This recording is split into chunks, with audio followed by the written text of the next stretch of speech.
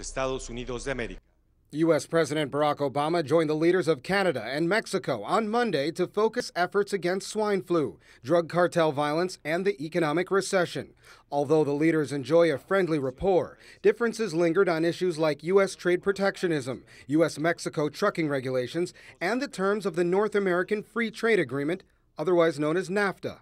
We come here today, three nations, one continent, because of the challenges and opportunities that we will be facing together.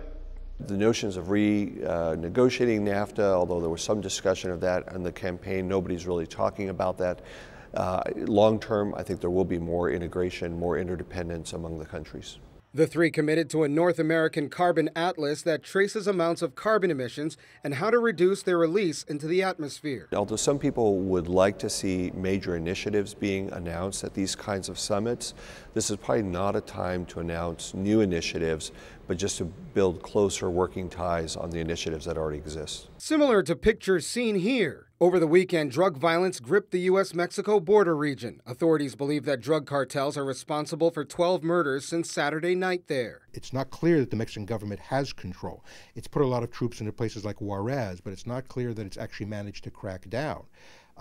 The problem you face is not so much keeping it on the Mexican side, but if it actually spills over. Canada said Sunday that it would boost training by its mounted police for Mexican officers as part of a new $15 million security program for the Americas. This is something the U.S. has to support because, of course, those drugs come into Mexico and cause violence, crime, despair here in the United States. So the U.S. has to be in that fight as well, but it's not one that the drug traffickers are going to give up easily. Like the United States, Mexico is experiencing a deep recession. Much of its industry is tied to struggling U.S. sectors, including cars and construction. Migrant workers north of the border are sending less money home.